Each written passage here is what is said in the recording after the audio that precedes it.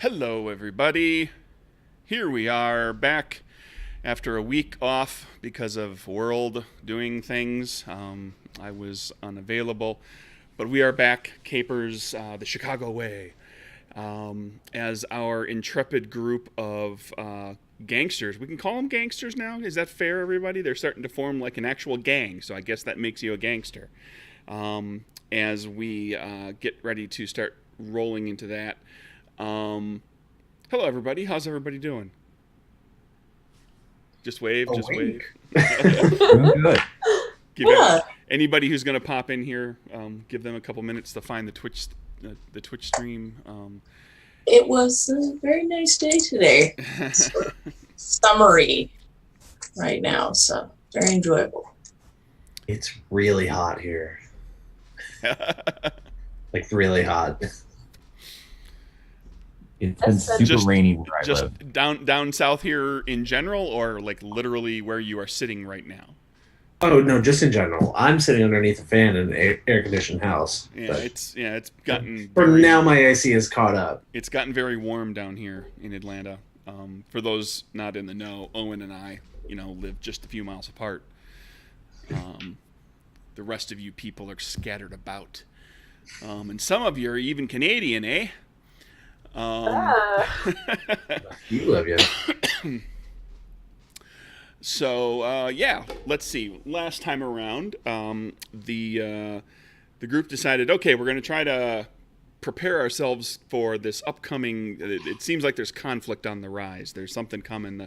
The Irish and the Italians are kind of at each other's throats quite a bit. That's not terribly different from how it's been in the past, but it seems like it's starting to kind of spark up and get worse.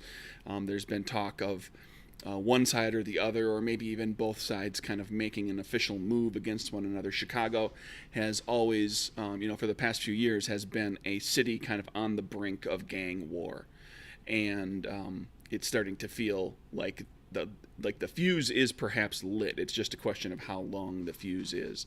So our group here decided they're going to try to band some people together, reach out to the let's see, who did we talk about? We've been reaching out to the local stevedore union, all the big tough brute types that work at the docks, and some of the just kind of local neighborhood, some of the more ne'er-do-well types that frequent the area, the Russians.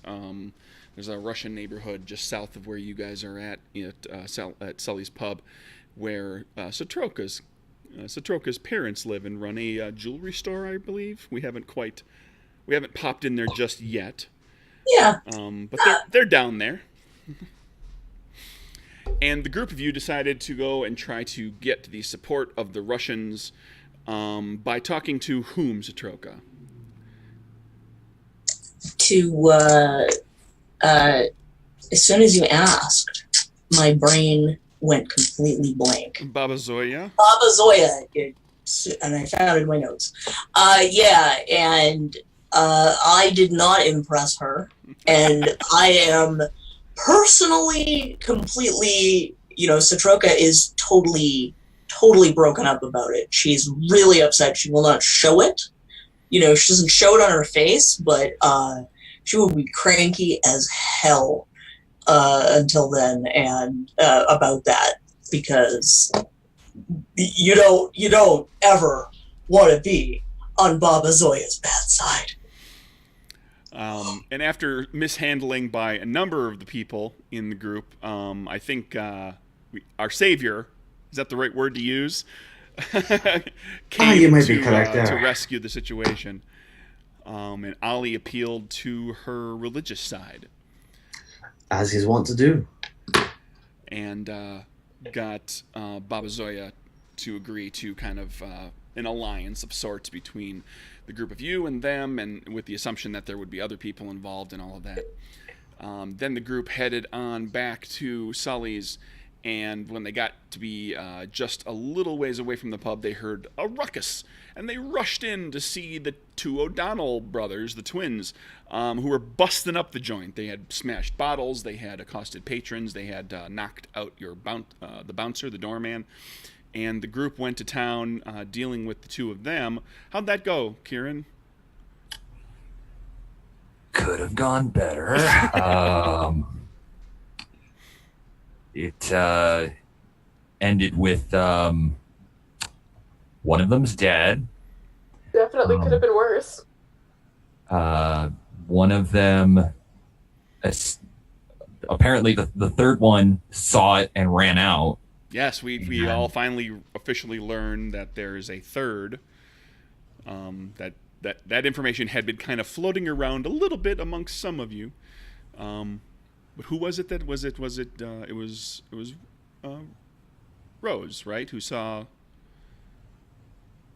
the third outside the door as you were kind of finishing up the mop up with one dead body on the floor, which of course that dead body is entirely the fault of me.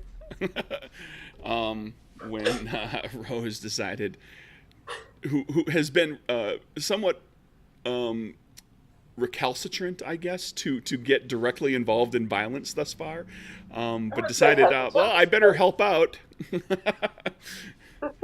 And then things went very, very poorly. It helped out in the worst way. It's not the best situation for you to be in. It certainly turned out worse for Seamus. Yeah, Seamus is the one that got killed. Patrick is the one that you took.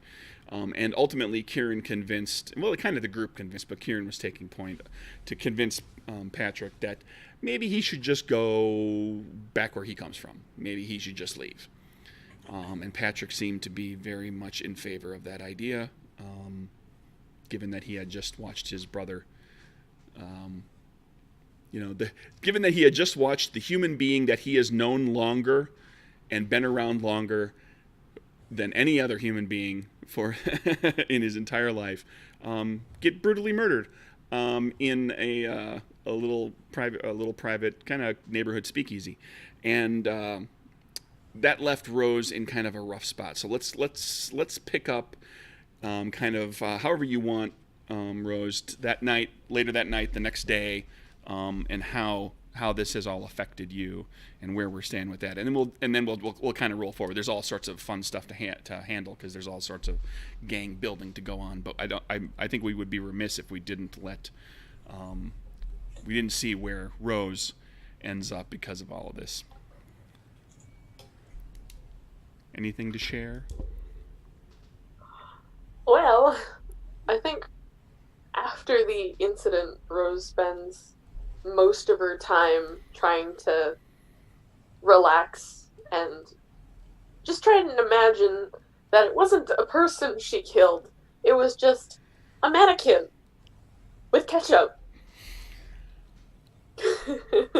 Which is what she normally thinks when she's cleaning a body. Anyway, it's just a mannequin with a lot of ketchup. Okay, so she dances with psychosis and just a break from reality entirely. Repainting it in her mind in a different way. Wonderful. I don't have rules for psychosis. We'll deal with. We'll figure out how that comes into play. The other three of you. Okay, Patrick's gone. Seamus, I believe. Remind me, what did we do with poor Seamus? We had him buried. Right. You took him to one of the local Catholic churches and had him basically he ended up with the Potter's Row burial. He's gonna have. No, we went and talked to the priest. Oh, that's right. You did. You talked to the priest. He got a proper headstone. He got a proper burial. Kieran dipped into his funds. Right. And so Kieran feels very guilty about his death. What a bunch of great gangsters. In 10 or 12 sessions, this is going to seem so quaint. And so, they were so adorable back when they cared about killing. Yeah, such a quaint thing. Rose murdered a person, got scared. Flash. Everybody else was like, we must bury them properly. Flash forward to 15 sessions from now, and Satroka's like, just throw the body in the river. Rose is still murdering people. A lot more. We're in just a room full of bodies, just bodies everywhere. Just leave them there. Just set the place on fire. Can we make a wall out of these bodies in order to keep the other people out? Anyway, there was talk about just kind of touching base as we're going to kind of in a kind of not necessarily linear fashion. We're going to bounce around to some of the things that were kind of floating, and there's going to be time passes, right? Because there's meetings that need to be had and greasing of palms that needs to happen and so forth. And I just want to touch on some things here. Satroka, you arranged for an audition at the Hawthorne, which, if we all recall, is perhaps, if not the headquarters, it's one of the headquarters for the Italian mob, led by Giadattorio and Alphonse Capone. Were you planning to keep that audition, trying to get in there and actually sing? Hell yeah. Okay. Also, because it will give me good money. If I take the job legitimately. So yeah, I'll go for that for sure. Okay. Well, how about we do this? Let's see how well you set yourself up. Give me a what's a good check for a performance? Well, with performance, you're kind of playing to the crowd, right? You're trying to get. It's certainly a charisma thing. It's going to be showing your personality through your song, but you're kind of playing to the crowd and making sure that they're kind of along with you for the ride. So let's call it charisma insight. So when you go in to have give me a charisma insight check, and feel free to blow moxie into that if you want to try to make sure you. Yes. I'm sure I'm gonna have to. Hang on. Okay, that four is not gonna do it. That'll do it though. Well, it's a club though. Oh, ace of clubs. How many cards did you have? 2. Just the 2? Well, you have the option, of course, of trying another card with I'll try a for card. Moxie, and you also on the same check you can Moxie. You can only Moxie for the extra card once, but you can Moxie for the recall as well. So that's if the next card is bad, you can always go back to the ace of clubs. For those people who are not familiar, it is bad, and I'm gonna have to go back to the ace of. What is it with always the clubs? Always with me, always. Right. Well, and here's ace of clubs is one of my favorite cards I've talked about. For those people who are a little new to the system, welcome to the train yard, everybody. An ace is very high. It's obvious. It's always a success. And an ace always comes with a boon, so there's always something really good about it. But clubs, when you are successful, clubs comes with a complication. So, and that's usually left up to me to decide, unless Satroka, unless you have some wild idea about how I can screw with your character. No, you can just let me take care of that. No. What did you want to use that boon for, though? Now, this was an audition, so you were basically performing for a half a dozen people. And you can put that boon toward some sort of beneficial something, whatever you might think of. Ends up maybe pulling off a bit of a difficult part of the song. It does sort of this impressive voice thing. Okay. Just something that's a bit difficult to do, and maybe a bit, kind of something she learned while singing traditional folk songs. One of those crazy Russian singing tricks. Yeah. Do a little throat thing or something. I'm not sure. All right. How about this? I'm going to give you a choice. Better pay than you're going to get offered something here, but better pay, or one of those among the 6 falls in love with your voice and becomes the the advocate for you. Like if anybody were ever, starting to think about like, maybe we should let her go, this person would step to the fore to advocate for you. I think I want the person.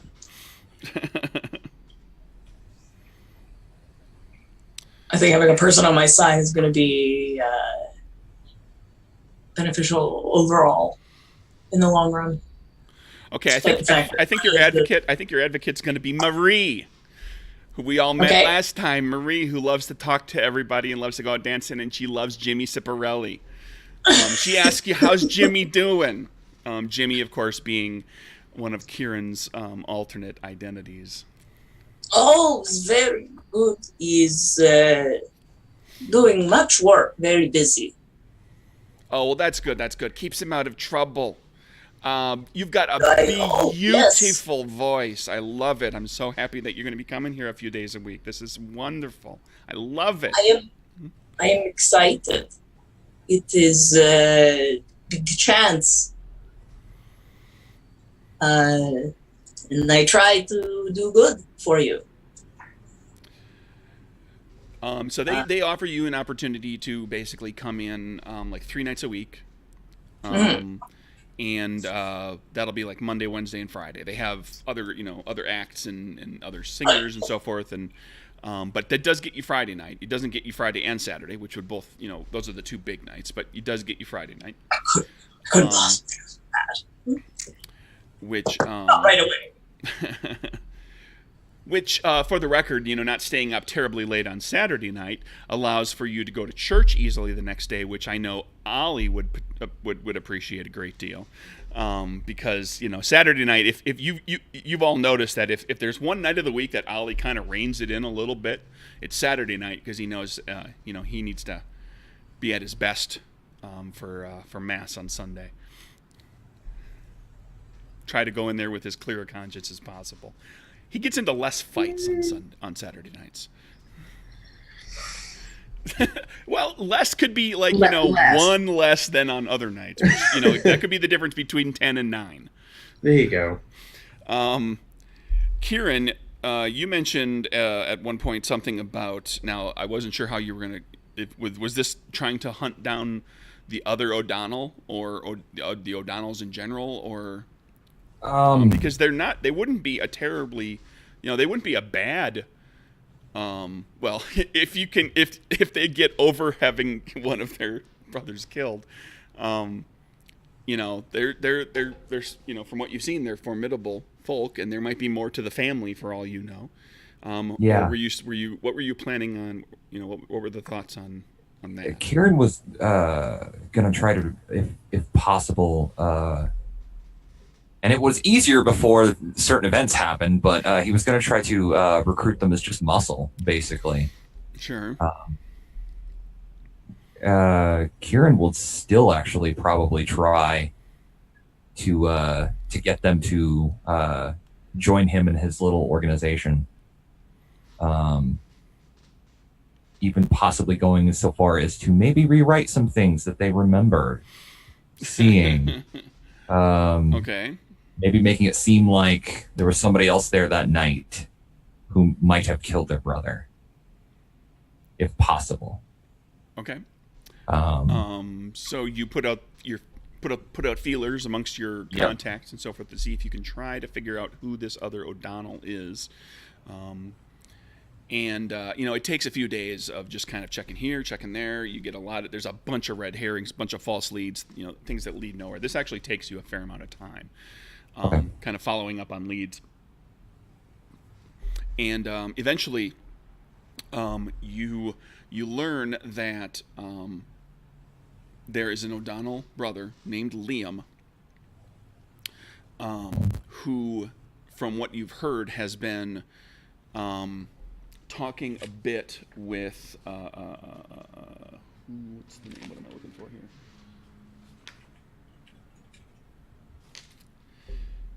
I apologize. Just a moment. Who has been in contact with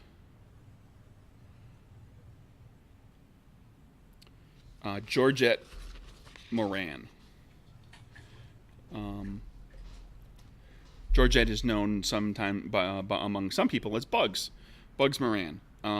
Georgette, this is no secret, but Georgette is a childhood friend of Dean O'Banion, who is the leader of the Irish crew.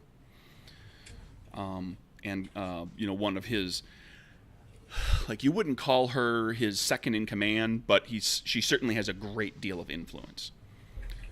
Just because she and Dean have known each other so long. But Liam has been seen chatting with her on a number of occasions. Okay. So that's a pathway. That's something. I'll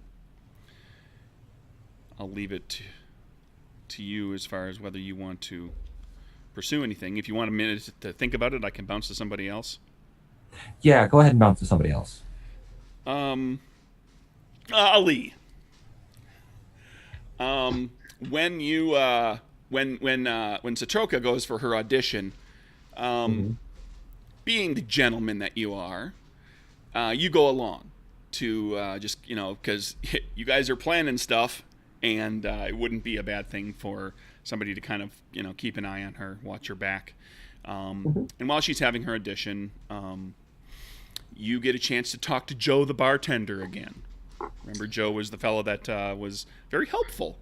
The last time around there, you were drinking quite a bit. You were tipping well. Joe was good, and you get talking to Joe, and this is on like a Thursday evening, and there's a little bit of activity. It's not terribly busy. It's not terribly late, but he he's clearly taken a liking to you, and he's very chatty.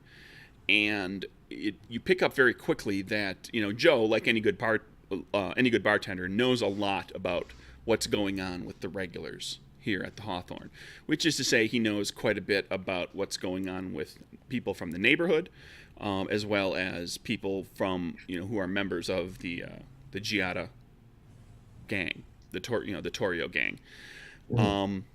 But also, as you talk, it strikes you that he knows a surprising amount about, because he, the topic of the possibility of upcoming conflict between the Irish and the Italian comes up, and he knows a surprising amount, if it's accurate, about the Irish. And you realize at one point that he's been bartenders will have a drink now and then, but he's gotten comfortable with you, and he's actually drank a few drinks, like actually drank a bit, and he knows a surprising amount about the Irish, if it's accurate, if what he's saying is accurate. Okay. And just talking about what these people are up to, this and that, and they had a run-in with these Italians over here, and sometimes it has to do with Italian stuff, but sometimes it's just like this. If he knows what he's talking about, he actually has some insider info on the Italians. On the Italians or the Irish? Sorry, on the Irish. Sorry. Okay. All right. So you want to pick up in the middle of the conversation here? Sure. And he serves you a drink. He's a good bartender and doesn't just swipe away his tips as it goes. Like if you when you tip for a drink, it just kind of starts to slowly stack up. You've been there for a few drinks now, and he slings you some suds. Mm-hmm. So, you get a lot of word around here, I'm seeing, but I don't see a lot of me cousins coming in and out of a place like this. You seem to have a lot of information, though. So, mind if I ask where you're getting it from? Just, checking my sources and all that. What do you mean there? What do you mean there, Ollie? What are you getting at? Oh, nothing. It's just you're speculating one way or another, and I'm a bit of a betting man, and I see two sides coming up against one another like this. It's talk all over town, and I like to know what I'm getting into if I'm going to make a wager. So I like to know my sources are valid. So yet, obviously, you've got the Italian connection right here. They're all over the place. This is a fine establishment they've got here, too. But I don't see many Irish around. But you seem to know an awful lot. I'm just curious as to if this is just rumor, or if you might have something a little more substantial that I might be able to back a winning horse, so to speak. Go ahead and I'm gonna throw Satroka while I'm thinking about it a moxie there for not taking the extra money, for actually taking like the role playing thing. That was good. It was hard. Yeah, I know. Ollie, give me a what do you think? Charisma something. What we're trying to get to Diplomacy, I guess. Trying to what's that? Diplomacy, maybe. Well, you seem, which I don't have. Let's call it diplomacy. You're being pretty upfront about it. You're just asking him like, hey, what's the deal? How much do you know? Yeah. All right. Well, I got 2 for that. So okay. Let's see what we got. 6 of spades. 10 of spades. Spades is always good. Spades is good. I'm not sure if 10 is high enough to do it, though. It's like right at the border. I'm going to throw in a moxie and pull one more and see what we got.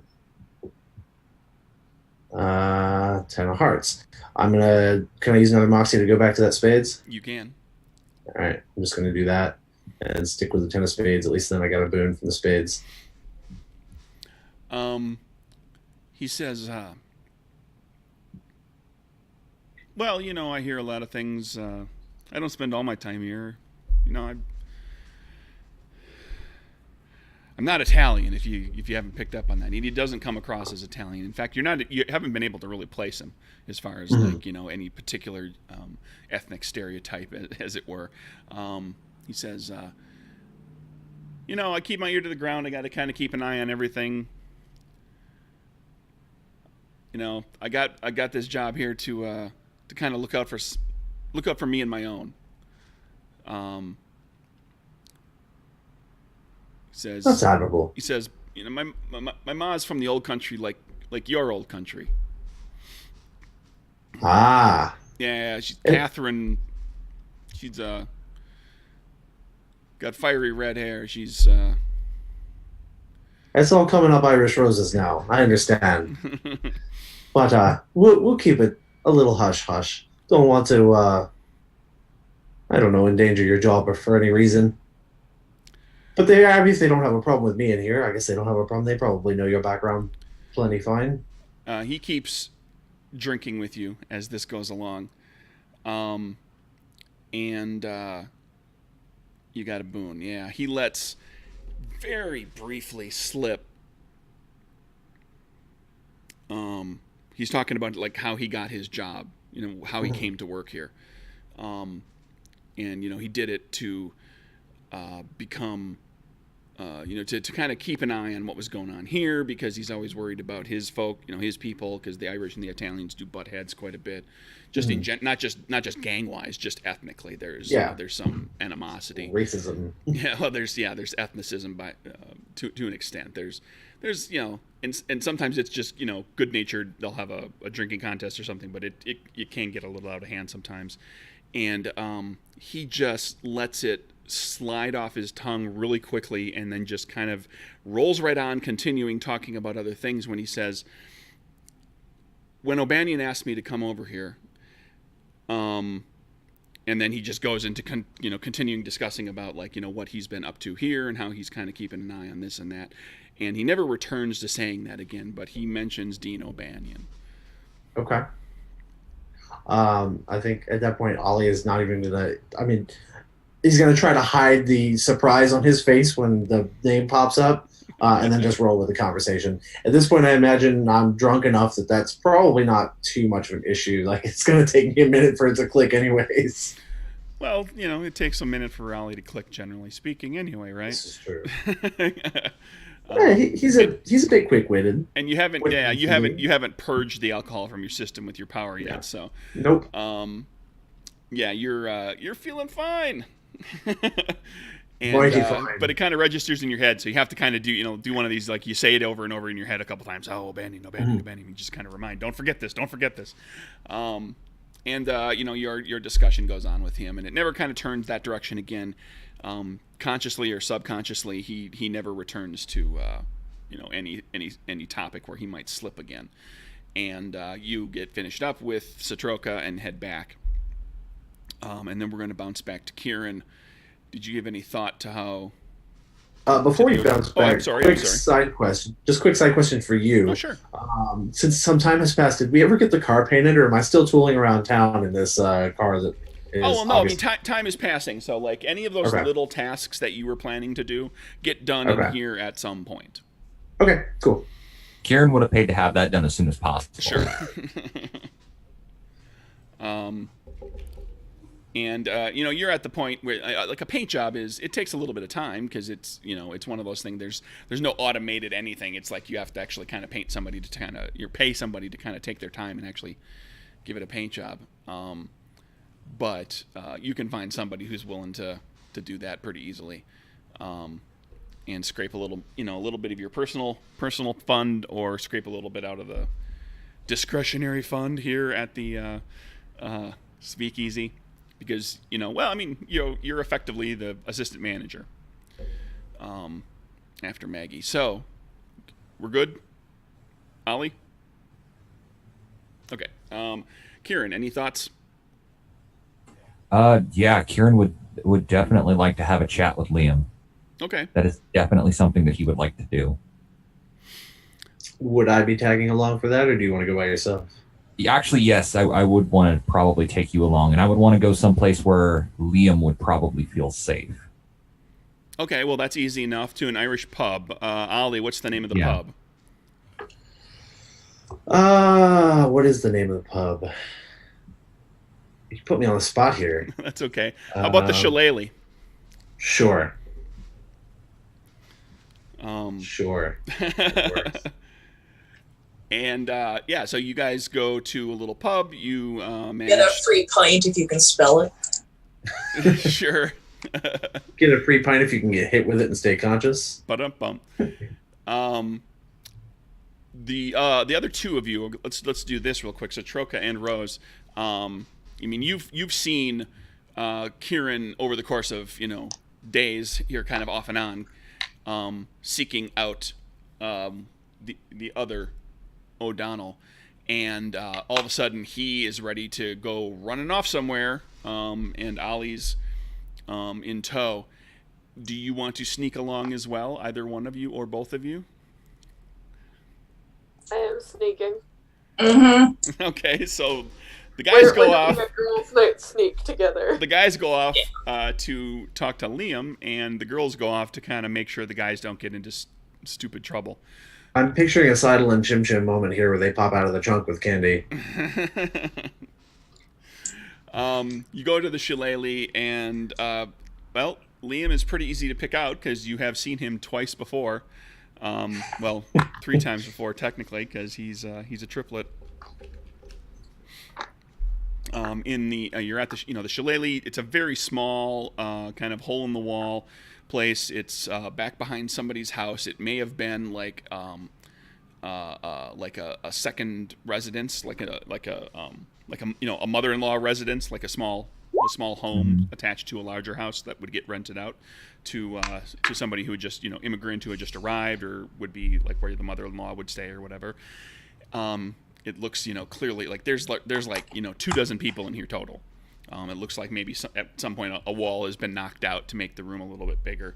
And there's a small bar, and there's Liam, and he's having a drink, kind of 90 degrees, so he's not looking right your direction when you walk in the door.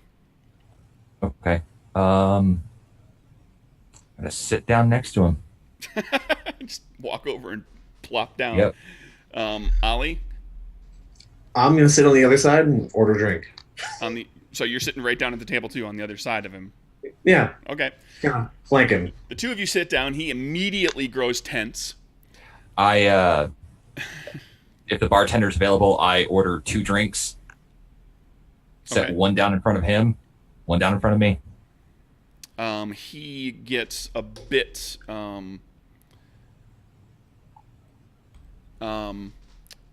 He relaxes a bit, but he is still like there's just a touch of coiled spring to him. Like he's just waiting for something to go poorly. Like he's gonna be able to jump out of that chair in no time. Satroka and Rose, You get to the shillelagh. You kind of take a look inside. You're in, like he was kind of 90 degrees to the door, so you were seeing him in profile. Kieran walked in and sat down. Kieran's back is to you, but if you were to walk in the door, if Ollie's paying attention, Ollie will see you walk in. I think maybe we watch the door in case he run out. Is there like a back door? You could go walking around to try to see if there's another entry. I'll just kind of casually smoking. I'm just having a smoke. And she'll look for the back door. You walk around the place and eventually come to realize that there really isn't. There's just that one door in. Okay. From looking are there in, any windows that look like maybe somebody could dive out of?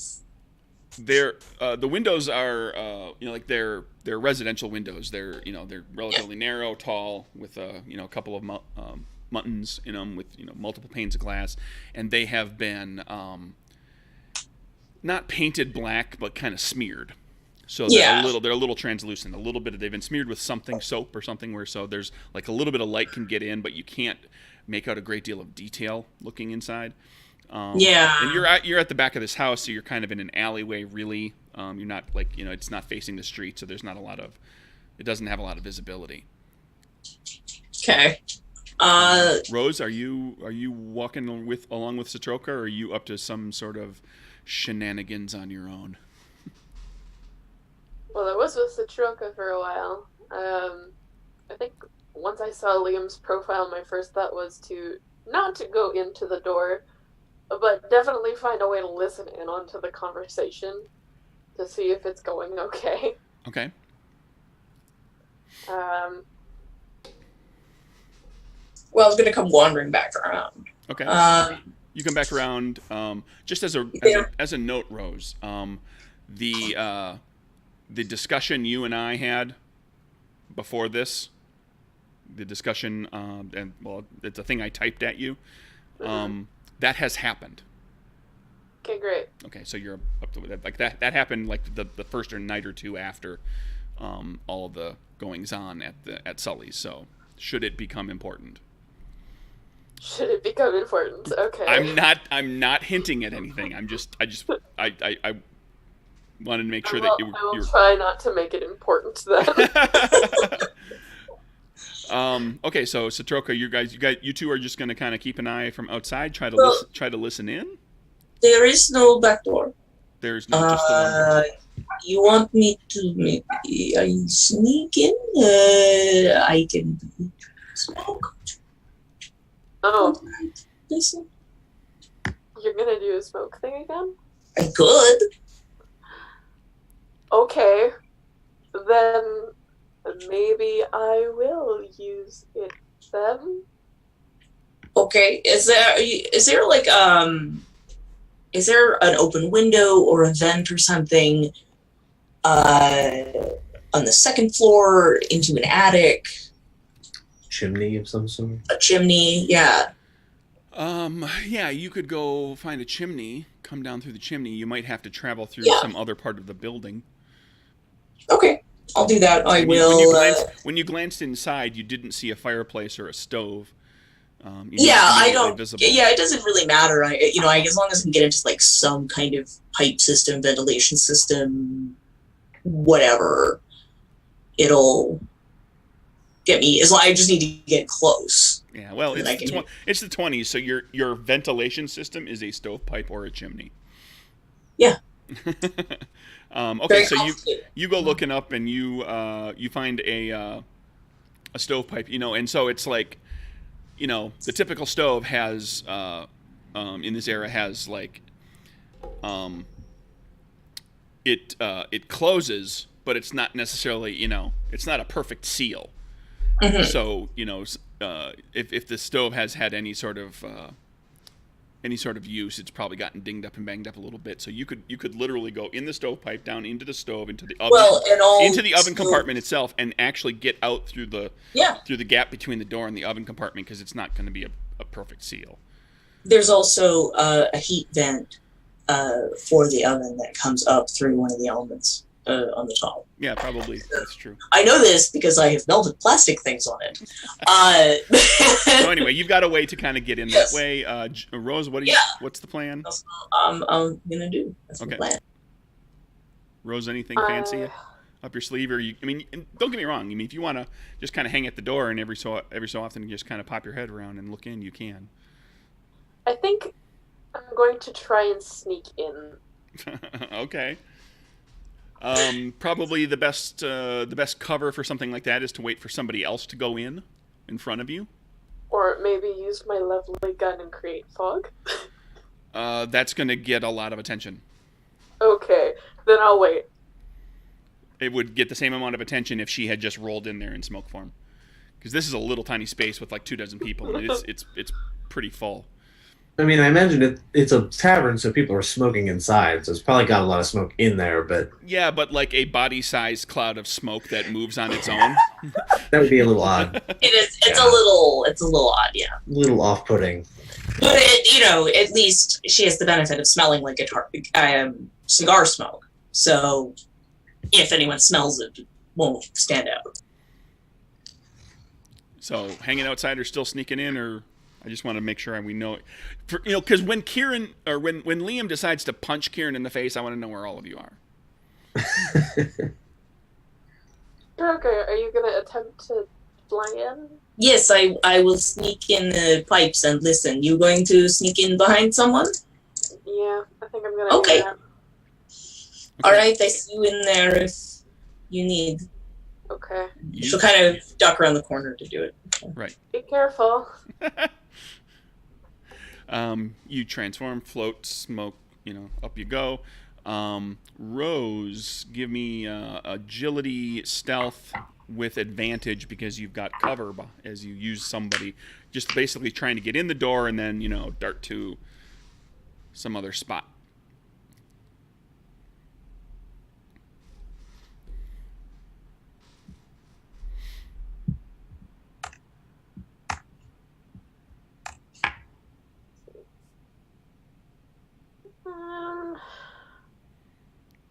Let's go, bad Joker. Let's go, bad Joker.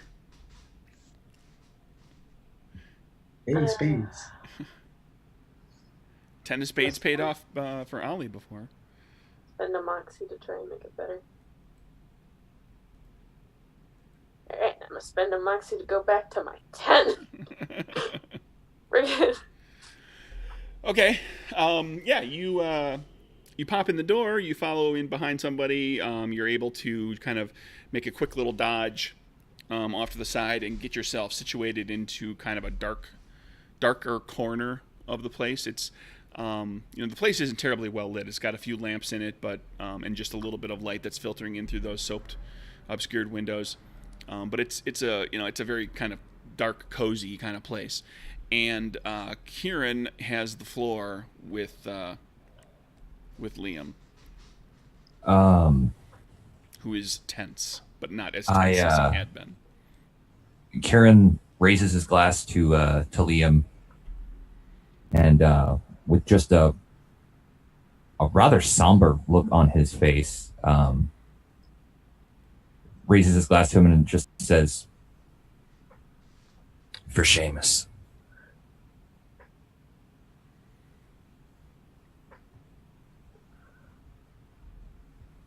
He didn't deserve what happened to him. You're gonna have to sell that. How do you want to sell that? What kind of a trait check? Charisma something. Do you believe what you just said? He didn't deserve it. Absolutely. Okay, charisma diplomacy. Absolutely, Kieran believes what he just said. He did not want any of them to die. That was not the plan. The plan was to get all of them to join. The fact that he died, just completely, even after what he did, he still thought he could turn that situation around. And when he died, he feels genuinely bad about someone dying like that. So way to go, Rose.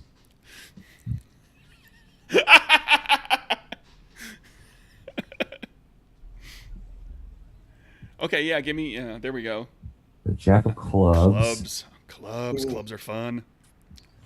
I'm gonna try a few more. Try another draw. 4 of clubs. Yeah, when it's a failure with clubs, that's a botch. That's bad. 8 of spades. I will spend Moxie so I can see if I can draw again. King of spades. There you go. Yeah, you seem to convince him that you're he grows more at ease around you. He takes the drink, he raises his glass, he says something in Irish. Ali, it's basically, just like a little like a short prayer. And clinks his glass with yours and grows much calmer and kind of settles into his chair and looks to you. I appreciate that. But I've got to ask you, what in Jesus' name are you doing here?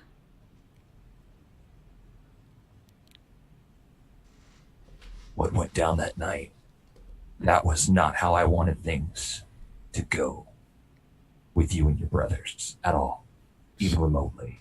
It's not how I want it to go either. I had actually been looking for you. I was gonna see if I could hire you, all of you.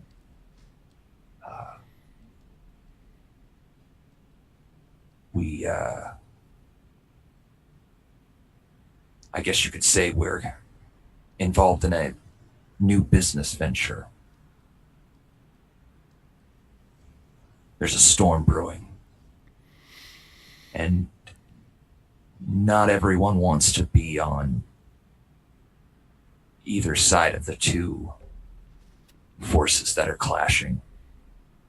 We want to offer people a third option, someplace else that they can go, someplace they can be safe,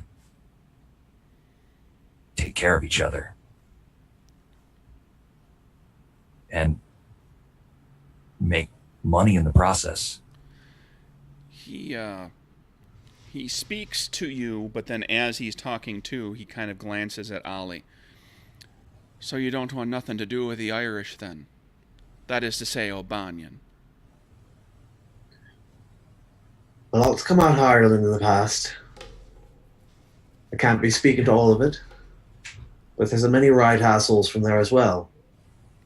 That's true. You know as well as I do. O'Banion, no, don't want nothing to do with O'Banion. Let's just leave it at that. Nah, he's going to be at the core of all of this, I believe. Aye, he probably will. He's had just about enough of Capone, from what I can tell. Well, the way we figure it, if we got enough people around us, they can go at each other all day, all night, tear each other to shreds. We'll be just fine sitting on the sidelines looking out for ourselves. But if we don't want to get rolled up in the mess like everyone else, we don't want to get steamrolled over by it, we've got to band together. Or we'll just be collateral damage. Well, I don't know how much I can offer you. Patrick's gone back home. Smart boy.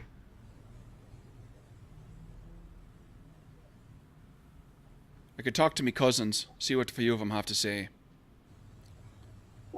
There's one other brother, but he's unlikely to want to get involved.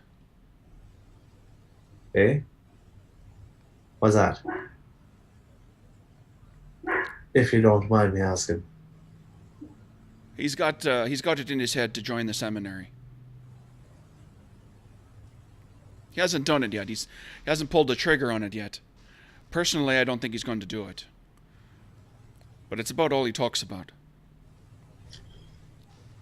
Well, if it's God's work he's wanting to be doing, maybe he will join us after all.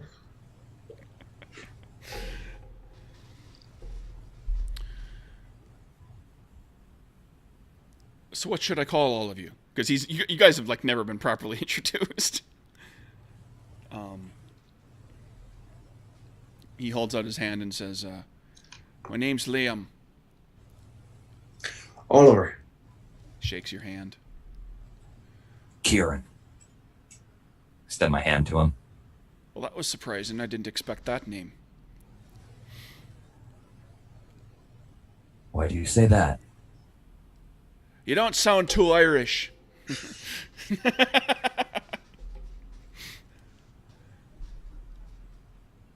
But I understand it. There's a lot of people that have a problem with people that talk like me. Sometimes easier to just blend in. That it is. That it is. I'll talk to my cousins. I'll see what I can do. Of course, I know where I know where to find you. You do? I can't make any promises right now, though. Honestly, the fact that you're even talking to us, I greatly appreciate it.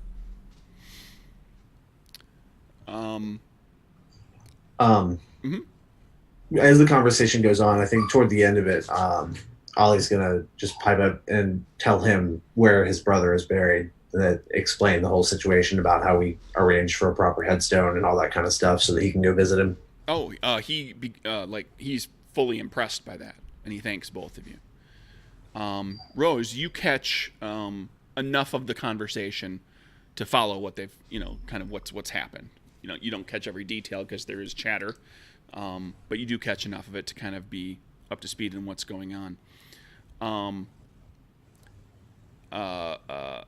So Troka, you come down through the oven, through the stovepipe, and getting a glimpse out of the stove.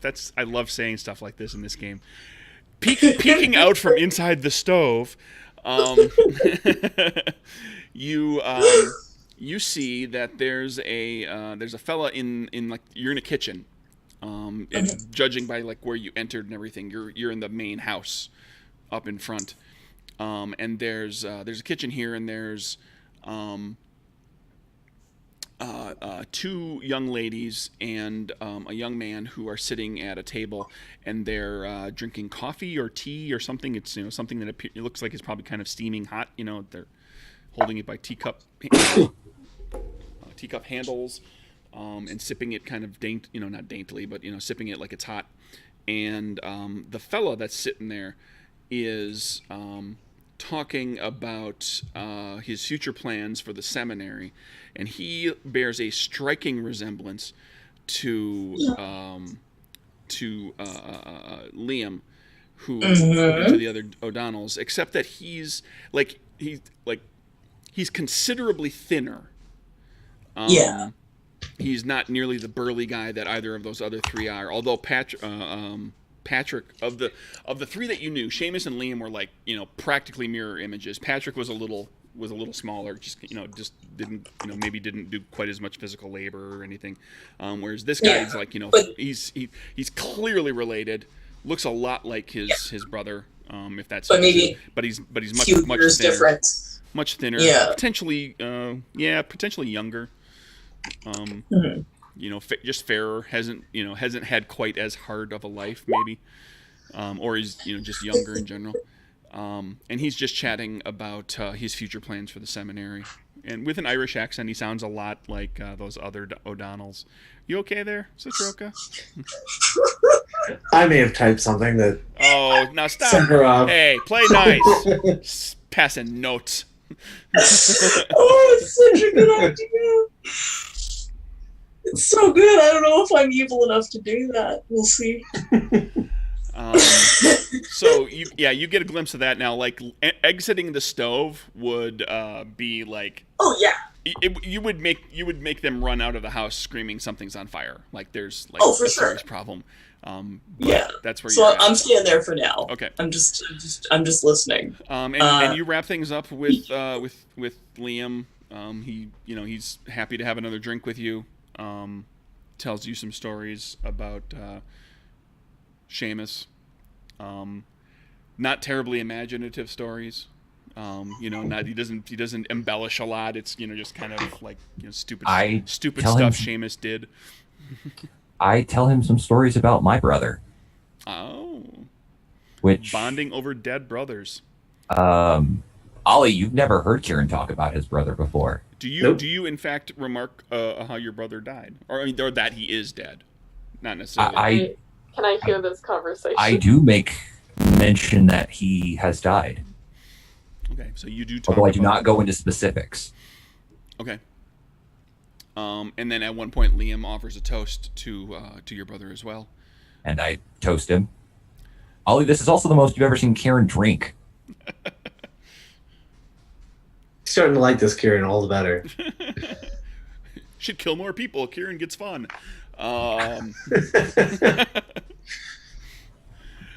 So yeah, I mean that's unless you have anything else you wanted to follow up with, that's where you're at with Liam.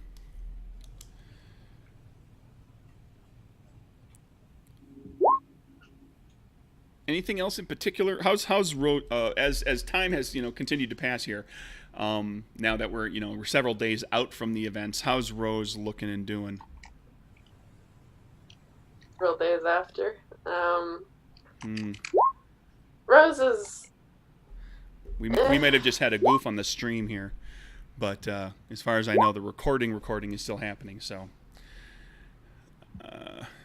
hard to be sure. But continue. Sorry, there's nothing I can do about it right now. Rose, go ahead. Yeah, she could be better. In a mental space, she is not in a good place, but she has to be. She's focusing mainly on little things right now, trying to get through her day via doing tasks, a lot of tasks. Keeping busy. Yes.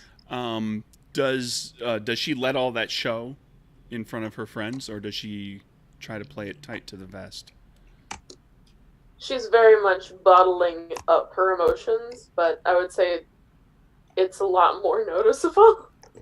Okay, well the point is that like everybody else kind of picks up that there's clearly this is something that is weighing on you. They don't necessarily see you breaking down or anything, having and going too terribly off the edge, but like clearly you all know you all notice over the course of the next several days. I think the only times she goes a little over the edge is when I think the only times she would go a little over the edge is when someone calls her Rose, and she's like, "No, I told you to call me Thorn." Oh. I'm not in the mood for a lovely conversation as Rose, so... Yeah. She's going through her goth phase. No, this is my nickname, and you haven't been using it throughout the entirety of my time being in this group, so I'm gonna throw it at you until you get it.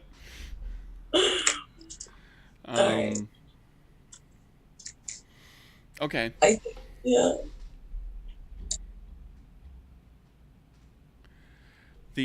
All right.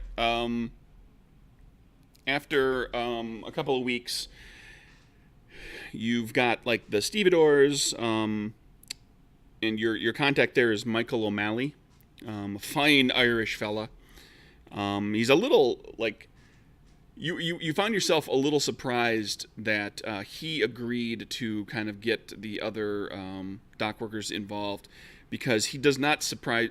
He strikes you as like he's happy-go-lucky. He's not a serious-minded individual at all. So you got talking about the possibility that there's violence around the corner and we should all have to kind of look out for each other. And he's like, oh yeah, that sounds like a great idea. And he was all very like cheerful and jolly and kind of a little weird.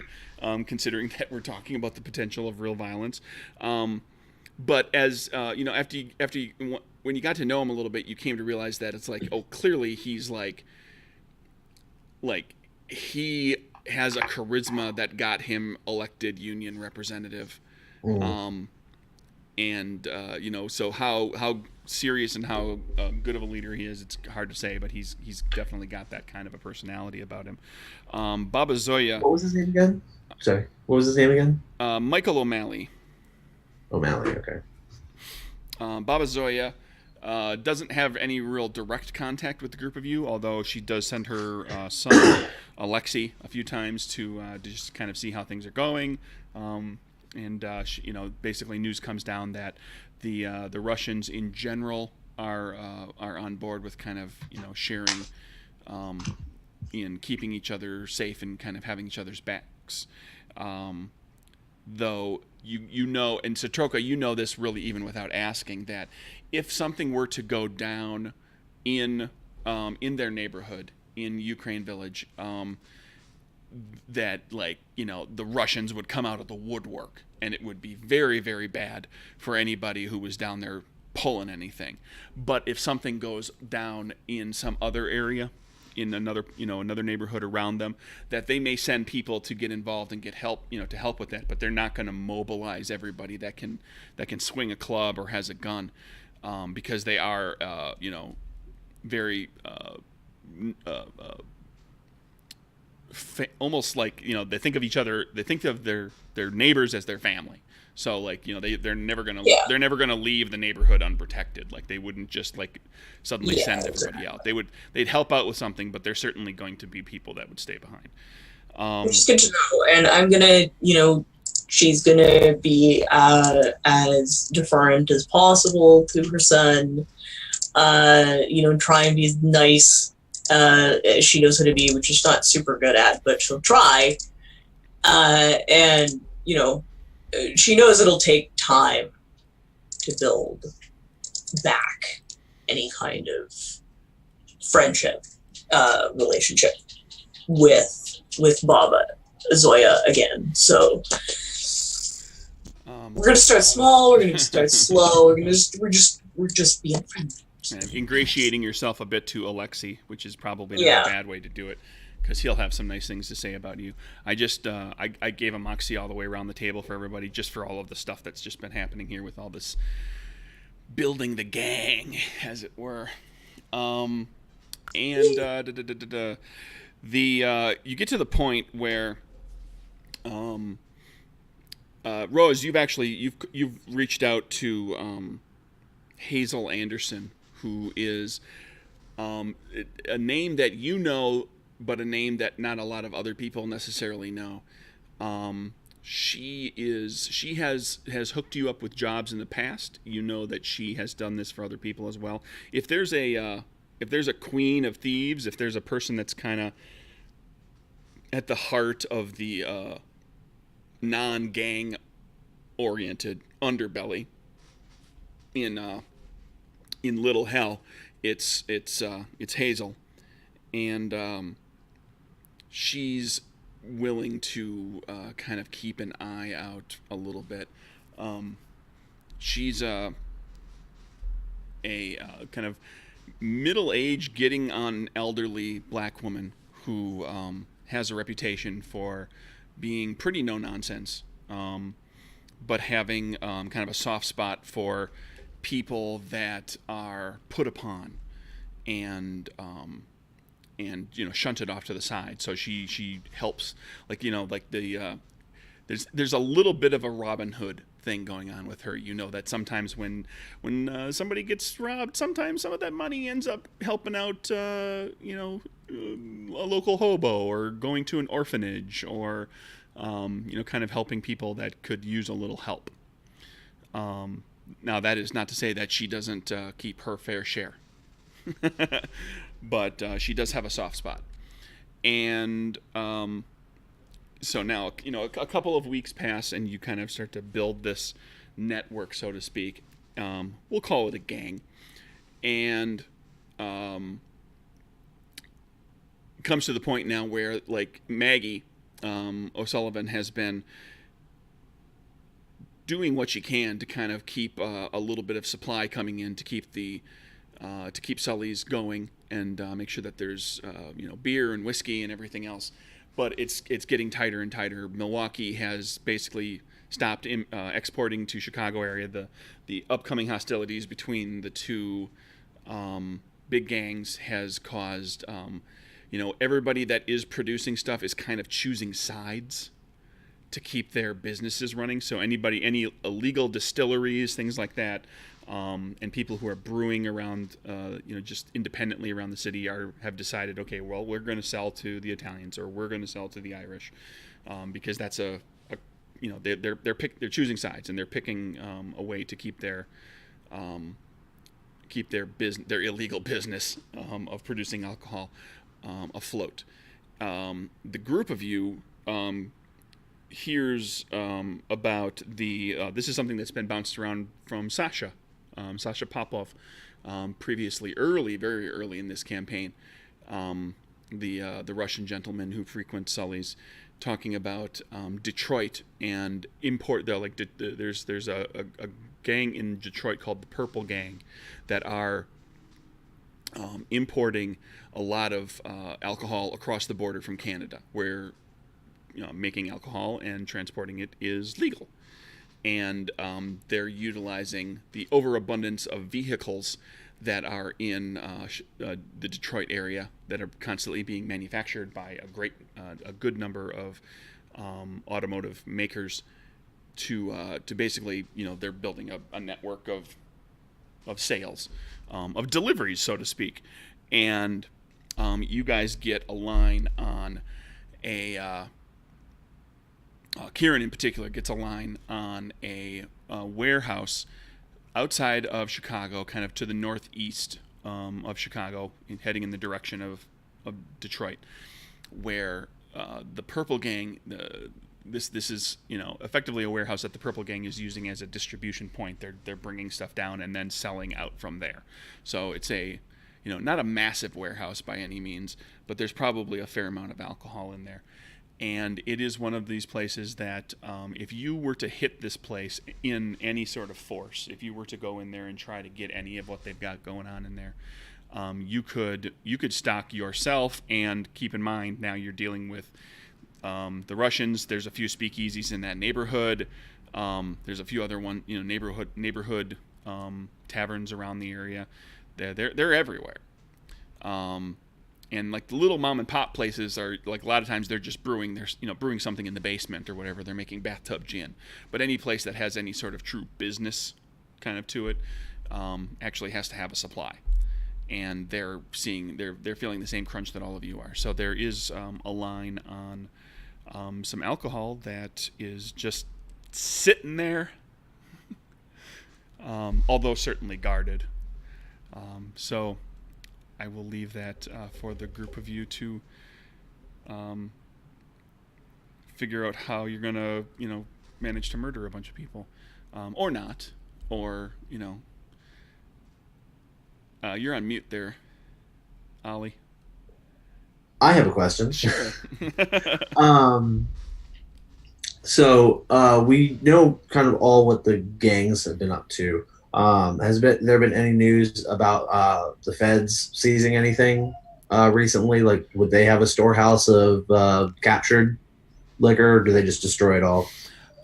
They tend to destroy some amount of it, like right when the press is there.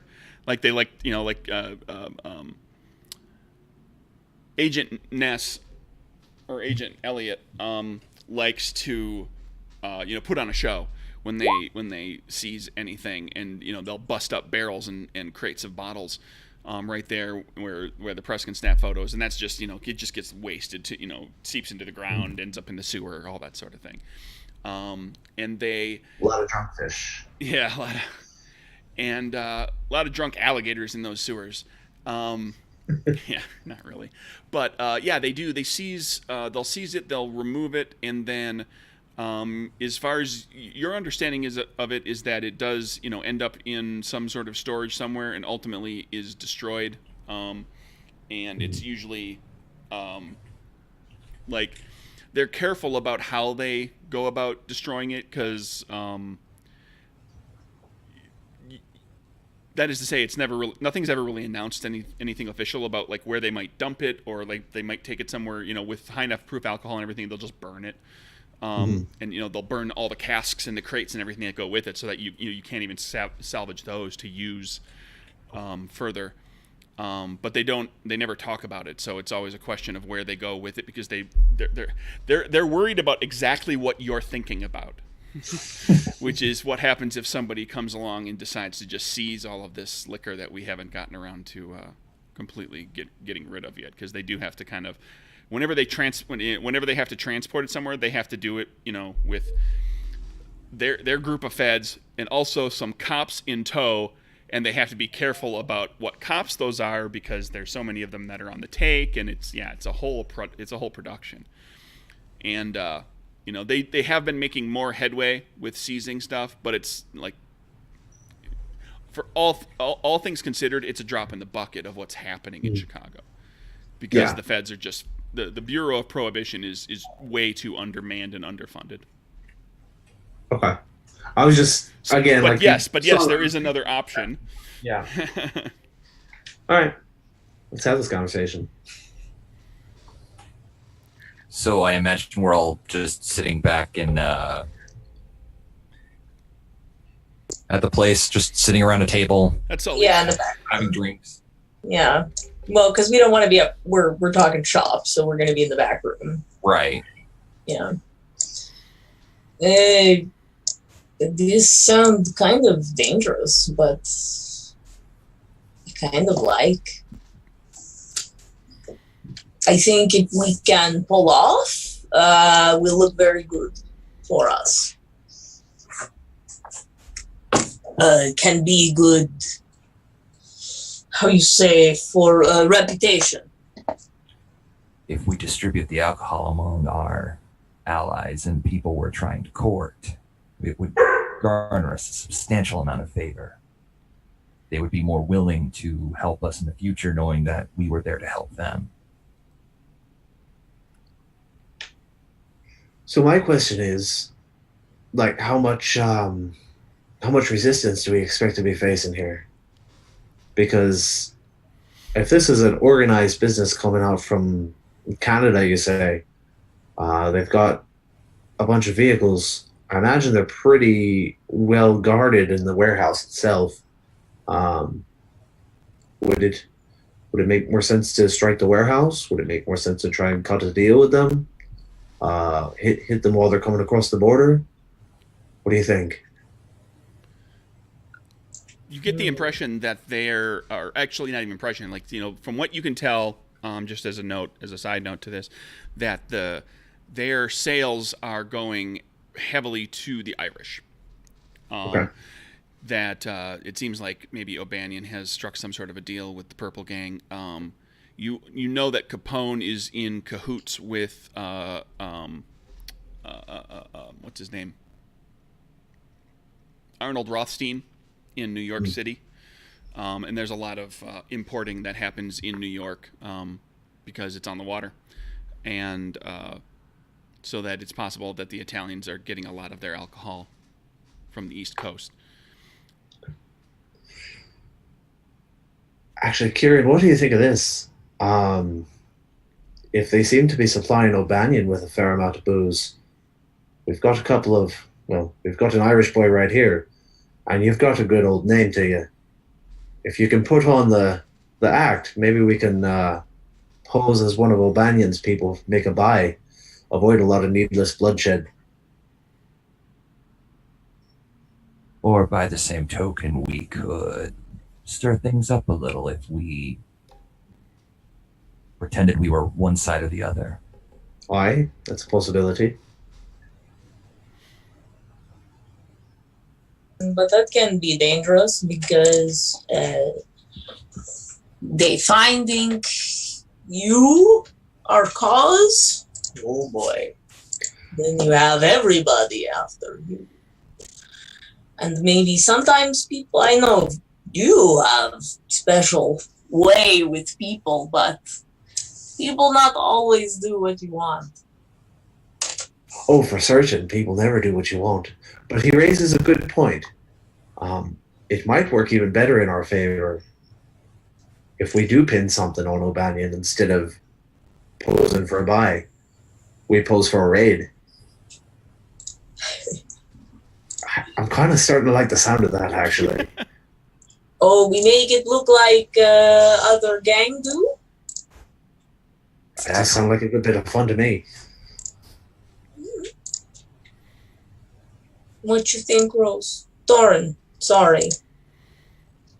I remember. See? Rose walks over and hits the choke on the head. Well, I don't know what you three are going to do, but I do have a date planned tonight. So, I am going to have to hold back. You have a date. Yes. Well, Lily has a date, but still kinda I have a date. I see. And who's the lucky fella? His name is Thomas. He was one of my lovely dance partners. Hmm.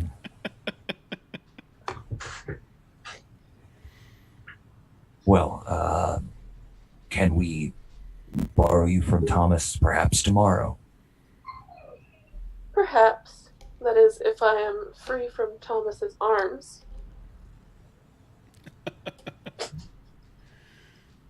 Sound like you have good night planned. Good for you, lass. Have yourself a bit of fun before hell breaks loose. Rose is now going to leave the room thoroughly embarrassed by what she just said. Hustle out real quick before your face gets red.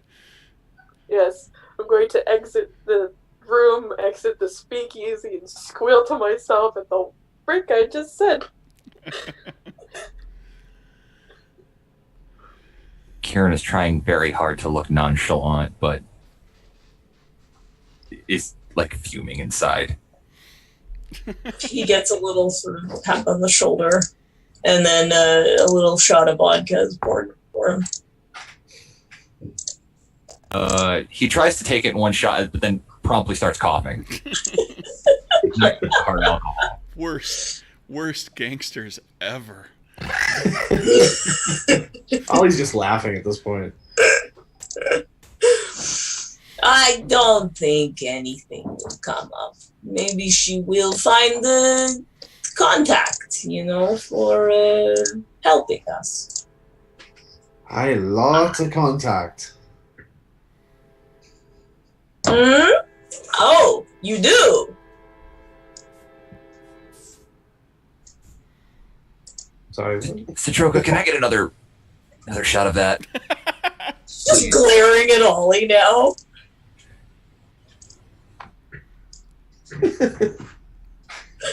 Is he just gonna stand there and say nothing?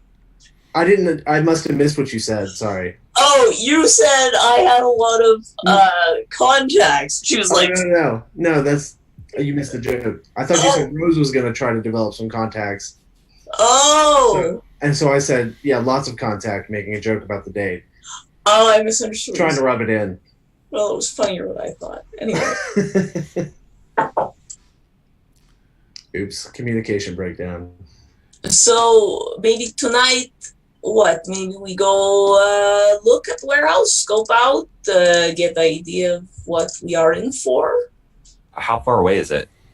It's a little bit of a trek. I mean, it would take you, a couple hours there, a couple hours back, plus whatever time you spent there. It's like you guys are on the basically almost on the north side of Chicago, so you'd have to go all the way down through Chicago. Keeping in mind there are no freeways.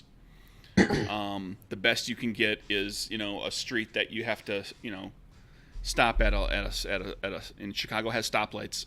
You'll be stopping and starting all the way across Chicago to get to the kind of the northeast side of Chicago. So it would it takes several hours. Real quick, Rose or Thorn, are you going on a date, or are you up to some shenanigans that I need to know about? That's shenanigans. Just a bit of both. Just a bit of both. She does have a date planned, but it's also a bunch of shenanigans. Okay. Do we need to talk about this at all, or do you want to do your shenanigans and then spring it all on us in a little bit? Yeah, I think I'll spring it all on everybody. Okay, dokie. Back to the group. Yeah, I mean, you've got and you know, you're at the point at this, you know, you're at a point here where you could do it tonight, you could do it tomorrow, you could wait till you've got Rose back in the group, you could do, you know, there's nothing is pressing. And well, I mean, it's pressing in that you need to get some liquor coming in one way or the other here in the not too distant future, but you're not under like an immediate time crunch. I am just thinking maybe just scoping out, going for checking might be good, not for bringing Thorn with us. You know, Yeah, because it might turn into a bloodbath if you took her along. Yeah, but also, she not have. Flung my pencil across the table. Trying to do finger guns. My pen went flying. Anyway, sorry. I'm getting tired. She not have powers, so if things go wrong, you know. But now we are just looking. I will not touch. I will not get trouble. I will not get caught. Sure. Maybe we can just go look. Just check out. That sounds like a great idea. Let's do that. Scouting mission. I'm gonna Is it hot in here? Does anybody else feel a little warm? Pats him on the shoulder again. All right, you're gonna go Oh boy, oh, you're in some hot water. That's what you're feeling. case the joint. All right. You've got you drive over. You've got a vehicle now. Woohoo! A very conspicuous vehicle, but a vehicle. With a new paint job, and Yes. you go over there. You take a look around. It's a. It looks like. Basically, that the warehouse is actually two buildings that are both kind of. That look to be like, you know, essentially they were built to be warehouses or storage. They're kind of out on on a side road off of a main road. They're a little out of the way, like perhaps they had been in disuse for some time. Looking at the construction, it doesn't look like it's been terribly well kept up. And there's the two buildings, both with big barn door kind of doors on the front of them. One's a little taller than the other, a little bit, you know, a little larger footprint. And you see a couple of trucks. Just like, you know, pickup type trucks, as well as one larger kind of box truck or moving van type size vehicle parked out front. And just from a distance, you kind of glimpse, you know, occasionally a person walking like inside of the warehouse. There does appear to be, you know, it's nighttime, so there is some lighting inside, but it's flickery. It's so you guess that there's not a lot of you know, the light is dim and it's flickery, so you would guess that it's not electric, that it is perhaps gas lighting.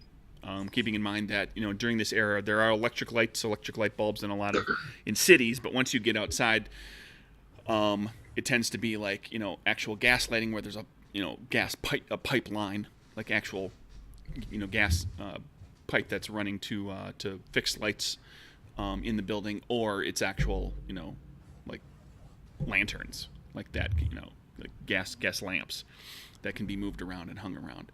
A little hard to tell at this time. You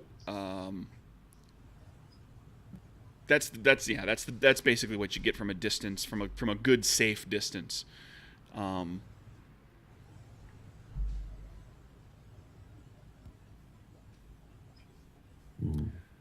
So when's Stroker going to go smoking on up there? Because that's the plan, right? You know what I can do, but also We can't see anything from here. I Let me can't. get closer. Well, it's dark enough. Yeah, Okay. you could What? sneak up easily enough. So which building we go to? We go to same building. We split up. What we do? Don't suppose it matters one way or the other at this point. Okay. If you need a distraction, I'm sure we could provide something. No. Again, we don't But want to be too conspicuous. okay, we meet back at the car if we get separated. And Let's all agree not to actually go in any of the buildings. Stay on the outside. If someone sees you, just take off or play dumb. I can go up. I can look from above. That would work. Okay.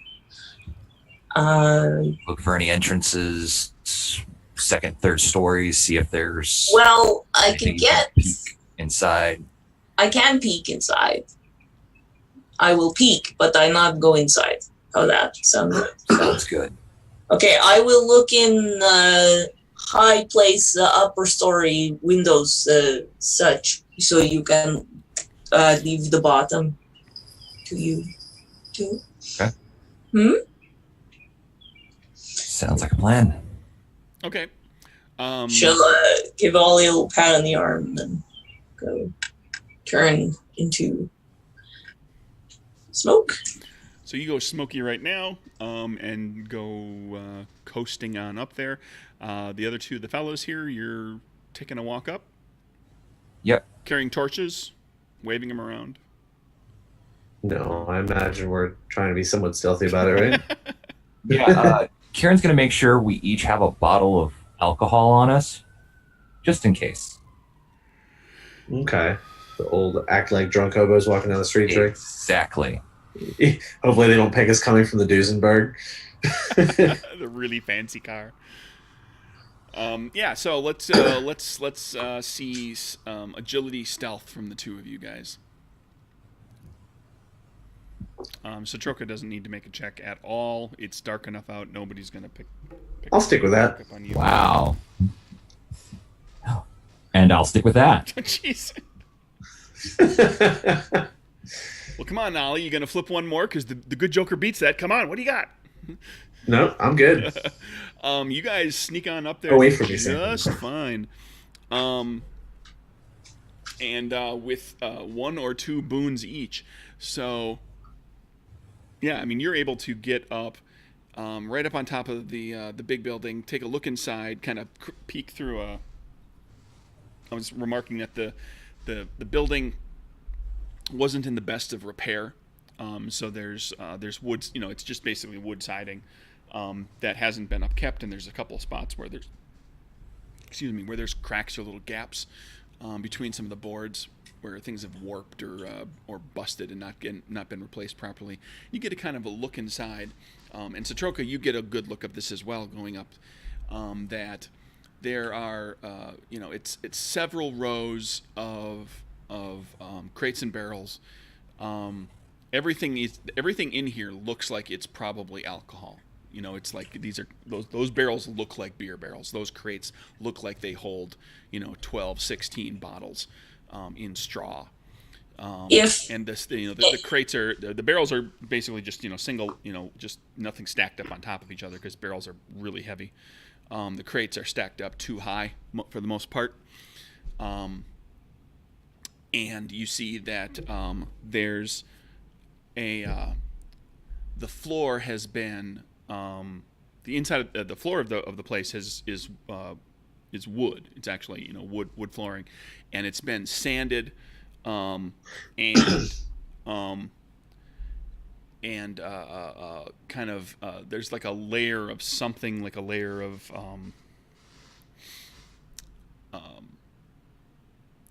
doesn't look like pitch, but it's like like a thin layer of a black finish that's been laid over it.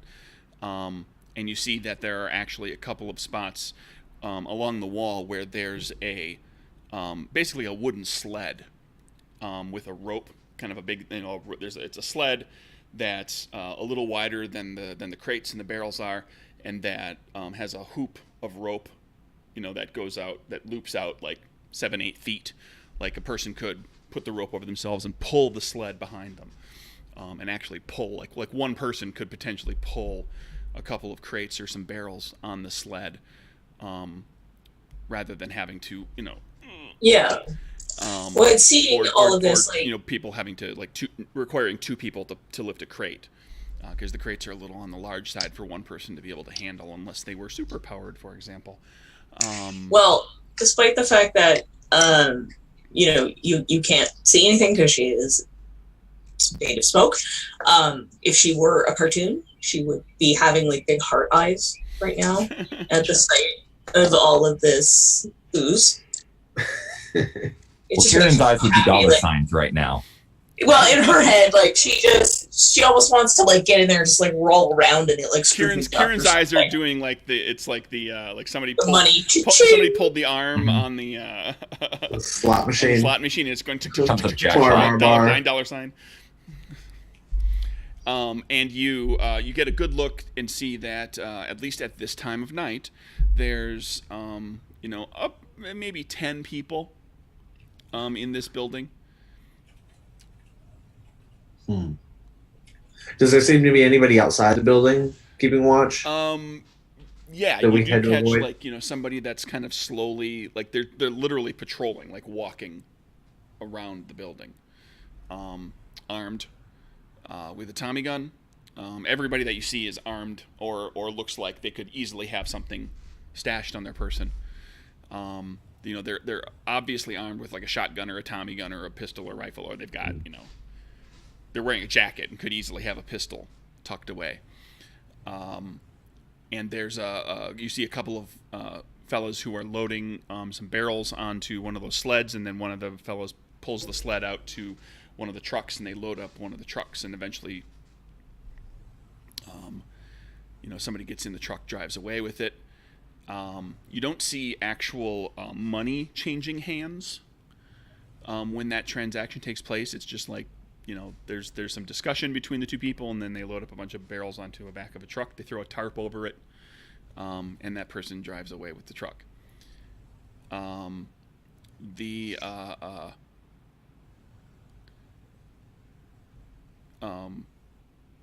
Kieran, you get a good look too as you're coming around one side of the bigger building, taking a look over at the smaller of the two buildings. That you get a good look kind of in through the doors at one point. That it looks like, you know, the building's only about half the size of this one, but it looks to be outfitted much the same way, with a fair number of crates and barrels. And you see at least a few people inside of there, again, all armed or, you know, easily packing. And inside there is inside the smaller building, there's a fellow who is leading two dogs on leashes, like two like really mean looking Rottweiler kind of, you know, like growly. These are not like little.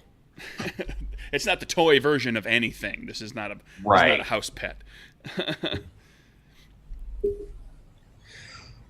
Okay.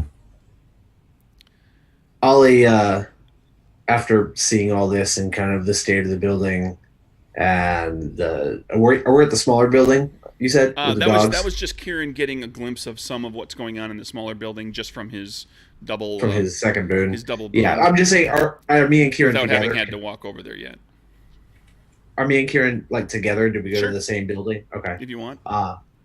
Yeah, Ollie's gonna pull him aside. I think I have an idea. Uh-oh. I'm listening. Do you want to follow my lead? Sure. And Ollie is going to stroll right out into the broad light and head straight up for the front door. Okay. Kieran follows. Like, with confidence. And maybe a bit of haste, like I'm not very happy. Or, you know, it's serious business sort of thing.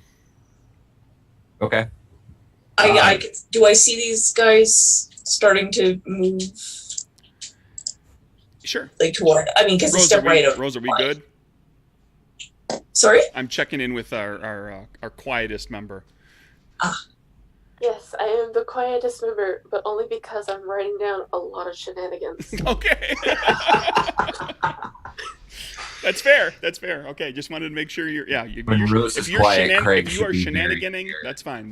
We will deal with all kinds of shenanigans. Because there's about to be some shenanigans here. This is We Ollie's will return shenanigans. to my lovely dating shenanigans in a while. But now we move on. Okay, let's see what Ollie's got up his sleeve. Real quick, GM, out of character.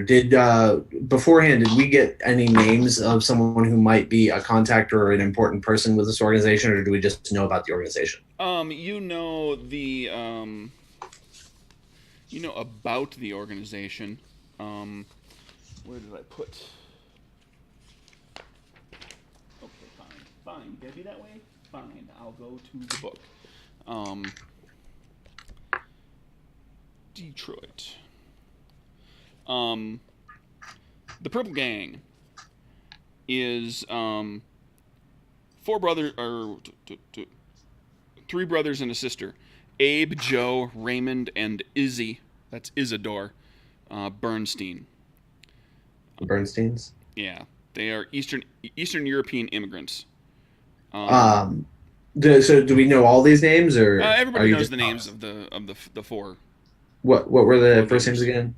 Izzy is the last one. I missed the first one because you kind of blipped out. Abraham, Abe. Joseph, Raymond, and Isidore, who goes by Izzy. Okay. Real people, everybody. Real, honest to goodness gangsters from the area. Awesome. Ollie's gonna just kind of stride up to the door, and before he even gets to the door, start shouting, "I need to talk with Bernstein right now. Send him out." Kieran's like, "Hey, we don't have to do this right now. We shouldn't be starting any trouble. We do have to do this. The boss is gonna have our heads if we don't go through with this. We need to talk to Bernstein right now. We have a message."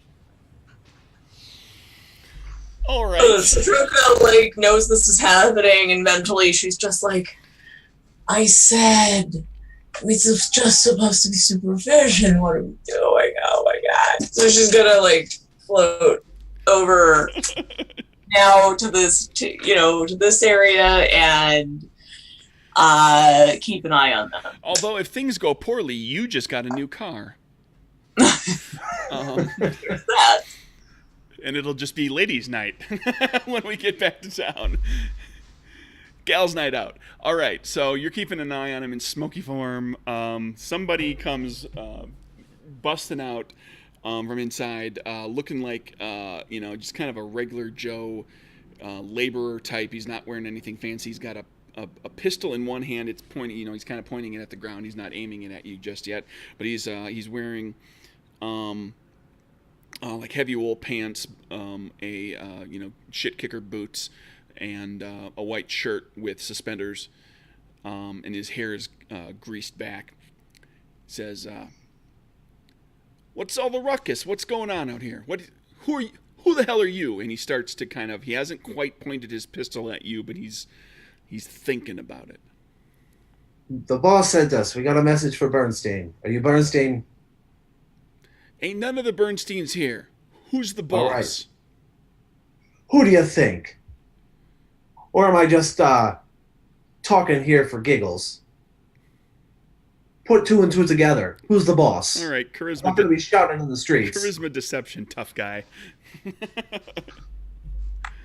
Seamus, I'm not so sure about this. I'll stick with that. King of Spades. Man, I'm pulling great tonight.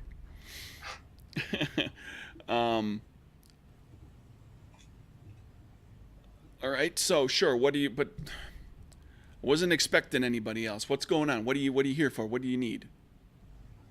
So apparently, we got word that you're cutting the Italians in at a lower deal. The boss wants none of that. He says it's us exclusive, or it'd be a shame if something happened to your stash here. He'd rather see it burn than go to the Italians. We ain't telling nothing to no Italians.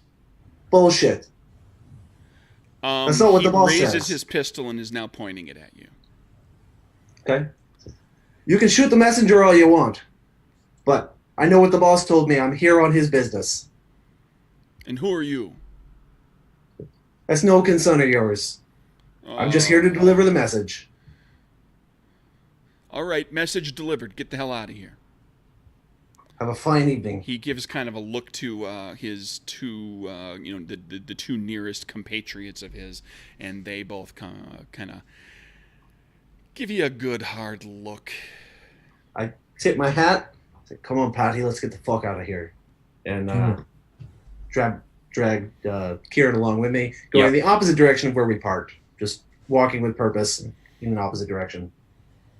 What? Two guys named Seamus and Patty from the Irish gang? Well, that really narrowed it down. You could be like 20 different dudes. Mm-hmm.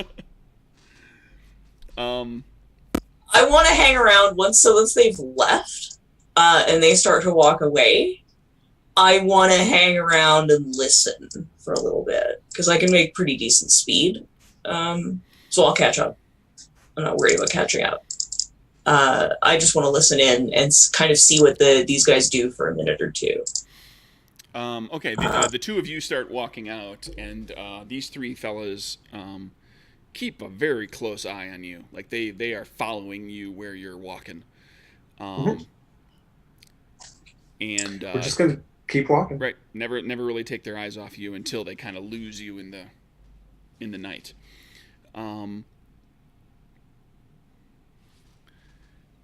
And one of the fellows, the guy that they were just talking to, turns to one of his buddies, says,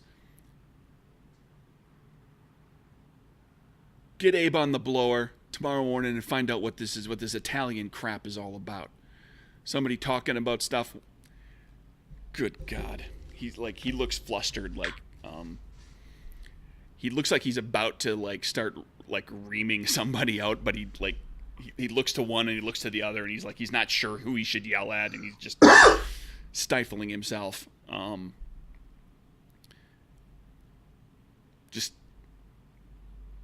Okay, call Abe tomorrow morning. I feel like I'm kind of getting the impression that Ollie touched a nerve with them. That there's some truth to what he was saying. That's bullshitting. Potentially, or that or that he's scared shitless that somebody's going to think he's actually selling on the side to the Italians. Okay. So either way it worked. He's rattled. Yeah, he's certainly rattled. It's just a question of why he's rattled. What's going on in his head, you can't quite pick that out. And the person who would be able to pick that out of his head has now left. Yeah. It happens. Yeah. Okay, then I'll go catch up with the other guys in the car. Okay, so you guys all cruise on up. Are you heading back? Is that the plan? You just wanted to... Is this a... I have more of a plan than that I'm going to kind of reveal to them when we have a chance to talk next. So okay. If you wanted to... I wasn't sure if you were skipping around. Well, well, I just want to see what the shenanigans are... Okay. What's the shenanigan situation? So let's play that out. When we all get back together on the Paloma side. So... we got a good look at the place. And, well, the good Lord, he's spoken to me again. And I have to tell you, he says we are to rain fire down upon it. That place is a tinderbox. Now, there are two of them. And one goes up like a tinderbox. In the commotion, we take everything from the other one. At least as much as we can haul off while they're distracted by the fire. Just a wee bit of arson. Not a lot of blood on our hands. They don't even have to see us doing it. Get somebody to sneak up behind. They've got gas lighting in there. It's a wooden building. Who's to say it's not just a malfunction? No, I'm seeing where you are going. And, we did say that the boss would rather see it burn than in the hands of the Italians. Yes. And I'll tell you guys what I saw. Like I relay what I. So I'm thinking maybe that is good start. You have them upset, but maybe we not. The problem with the fire is that it's easy to get out of control. Is not a thing you control. No, I'm not saying we control it at all. I'm saying we move fast. It can is an unpredictable element of plan because maybe a big wind come and make fire go to other buildings. Well, if that's the Lord's will, he's the one that's directing the plan at this point anyways. Oh, right. Maybe we make sure that panel truck is stocked to the brim with alcohol before we light anything on fire. Attaboy, there's a fine idea if I ever heard one. Oh. Well, for the record, there's a lot of alcohol in either one of those buildings. And just to throw this out there so that everybody is, because we have, thus far it's been kind of like, okay, you're the 4 characters that are doing things. You've got a gang now. That is not to say that we are going to take, 10 NPCs and I'm going to sit there and flip cards for all of them. But if you wanted to bring some of your gang with you, we handle you guys doing what you're doing. The NPCs are kind of doing something that, like, I narrate kind of, like, once around or whatever, just kind of like, resolve that. I don't sit there and flip cards for everybody. I only flip cards for NPCs that you're dealing with. But there can be, you guys can do things with other characters. You could, at the same site, at different sites, you could send people to do things. Like, there's a lot more to what you're doing as this goes along, especially if you manage to make this score happen. So, I mean, you could potentially get a hold of more vehicles, more personnel. And I think that's what I had in mind. It's like, because if you guys want to try to, yeah, right. I just to clarify, right. I think that's where I realized, I was pretty sure that's where you're going. But just to clarify for everybody, you've got a lot of other resources at your disposal too. Don't assume that you can't bring, like, 12 toughs out with with and a couple of trucks of our own, right? Yeah. Because if you guys are gonna, like, knock off a joint to restock, 9 or 10 speakeasies, you're going to be knocking off a joint once a week. If you're just bringing, like, one big truck's worth of stuff. I'm just thinking the shame to, is so much booze. I don't think we can take it all. And if we burn the smaller of the 2 warehouses, then we have the bigger one full of booze that should last us plenty. I drink like a fish, so or if I'm saying that. A fire is going to draw attention regardless. You're kind of in the middle of nowhere. Huh? You're kind of in the middle of nowhere. Oh. Yeah, but northeast of the city. Keep in mind, this is 1920s Chicago. It's not like city all the way around the lake. A fire near the warehouse is going to draw attention because they're going to get. There's going to be people around the area are going to be like, holy crap, look at the size of that giant glow over there. But it's not like there's, Well, you're the guys in the warehouse. You're not in a heavily populated area. The guys in the warehouse are going to be like, oh no, there's a fire. We need to take care of that before it catches the warehouse. Mm-hmm.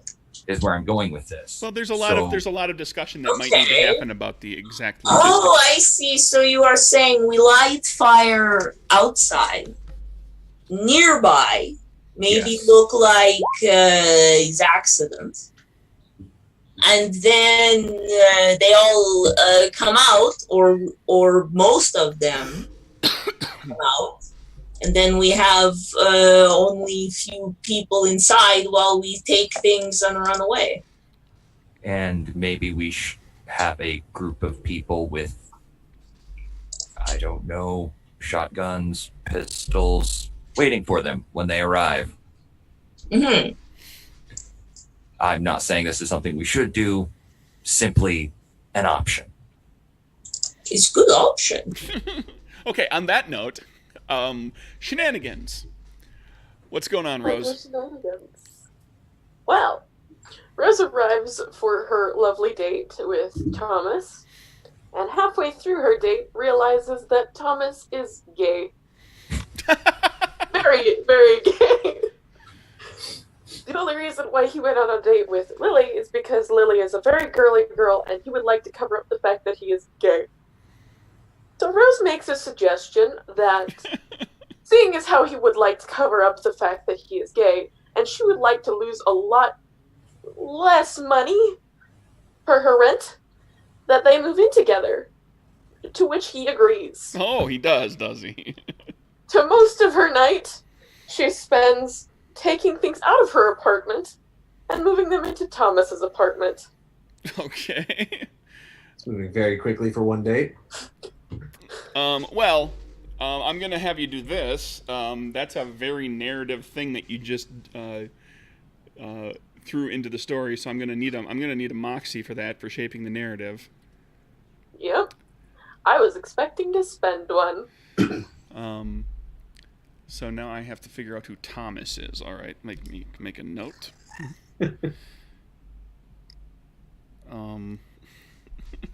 The gay roommate. Gay roommate. To which she will decide whether or not she wants to tell the rest of her group. And where do you live? I hope it's still somewhere relatively near the speakeasy. I think it's still relatively close to the speakeasy, Okay. but closer to the Italian side of the border.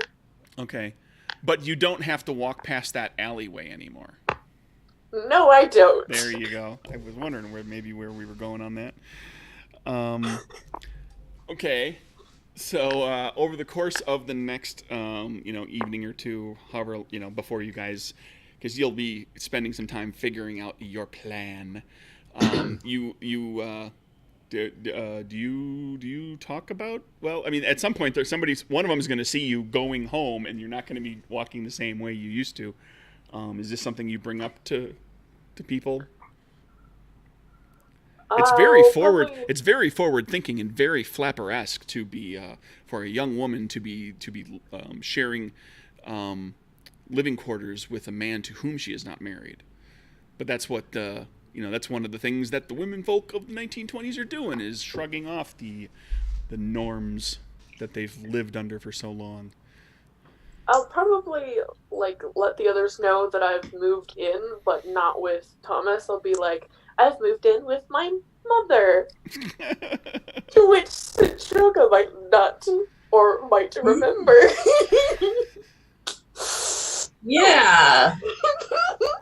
She would probably wait until later, when I could, get you alone. Mm-hmm. And then be like, so you're not living with mother? So Citroka, you know how you want to live in the same room as Ollie, right? I don't know yet. Yeah, maybe. real quick aside in the middle of that conversation. Ollie and Citroka, how's this relationship going over the course of the next 2 weeks? Is there something actually there, or was that a one night fling? Ollie's having fun, whatever it is. He's just along for the ride. He really isn't making any plans. Yeah, I think it's on row at this point. and I think she's sort of confused. She would be doing a lot of things that I would never do. She would be, so she'd be like pretty moody, pretty hot and cold. She doesn't really know what she wants either. So like half the time she'd be, in his room, and then the other half of the time just be like, meh. Okay, so every now and then the two of you, gotcha. Yeah. Yeah, Ollie would be completely clueless as to like anything beyond just the having fun. Yeah. Like he's no perception at all. Okay. Does not read the situation. So back to so now with Rose knowing that there is some shenanigans going on with those two. I haven't decided yet.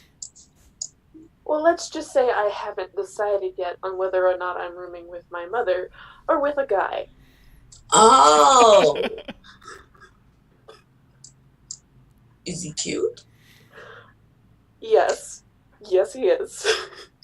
Good. And then she'll settle in and want to hear about him and talk about,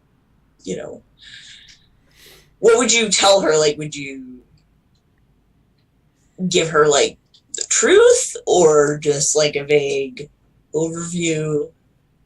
Probably, a more vaguish overview of living quarters and how spacious it is, how less rent I pay. But really, it's all about the money. It's all about the money. It's all, which I can totally respect. Not really much about the dude who I'm with, or whether or not I'm actually staying at my mother's. Just more about everything else. Yeah. Okay. Kieran would absolutely try to find out more about the new place that you were living. Maybe talk to your neighbors. Stalker much? I can hear Sting playing already. Okay, well, we'll see what happens with all of that. I think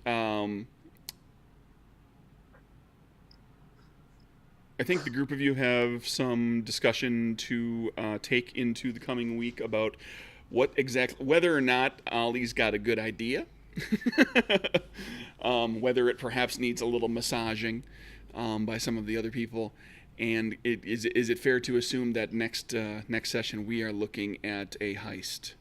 We are looking at a pretty major operation. So it's a question of the details, and so rather than boring getting here's the we all know how role-playing games go, right? The plans never make it past about round 2 with the when you run into the enemy, but there's no reason for us to be spending a lot of time drilling over all of that here on the stream. So I think the 4 of you can have a little discussion. I'll kind of keep an eye on it, and I'll plot against whatever you're coming up with. And next session we will see, I guess, like, you'll do an actual gangster thing on purpose. That'll be fun. We'll be real good. What? Actually act like gangsters. Now it becomes a question of whether or not you do it well. We'll see. That's all to be determined. But well, okay, that's also as well as the body count. Also, That's and the body too. count, and it's in the cards. What'll happen? Gangster equivalent of Keystone Cops. So that's no cliffhanger for this one. Just sort of a setup to. There's going to be something probably pretty big and pretty fun next session. Everybody, thank you, everybody. I guess we'll call that the end of this session. Does that sound about right, everybody? I'm sure there's lots of Thomas shenanigans to come in the future. There will be ongoing Satroka and Ollie getting it on, but then not getting it on, but then getting it on, but then not getting it on. And Kieran's gonna do a bunch of plotting and try to make Stalking. We'll see. We don't know. Information gathering. There you go. Says the spy. Every step you take. And I was really hoping that train was going to go by before we got to this point, but it's not going to happen, so I'm just going to keep talking while the train goes by, everybody. Stupid train. But thank you, everybody, for listening. If you listen on the Twitch stream, or if you listen to video on demand later, Capers Noir has run into a little bit of a bump, but it'll be coming soon. Capers Covert is in playtesting. I'm working on all sorts of other little things. Owen, for the record, is busy with other games. He's gotten involved with doing layout work and graphic design work for other games. So, congrats, that's awesome. And to think this all began because you decided to try out this game, Capers, at a game day. This is all your fault. A couple of years ago when we didn't know each other. And you had your choice of games, and you chose this game. Hey, it looked cool. I was right. And I still have pictures of that. Maybe I'll find one and post one. Embarrassing. We hung around and we had poker cards and chips on the table, and everybody was having a beer, as I recall. Mm-hmm. So, everybody, thank you again, and we will see you next week for more shenanigans, I guess, right? That's the plan. That's the word of the day. Maybe that'll be the name of this episode. Totally the word of the day. Yeah. The word of the day. This episode of Capers brought to you by Shenanigans. Bye, everybody. And the letter S. Bye.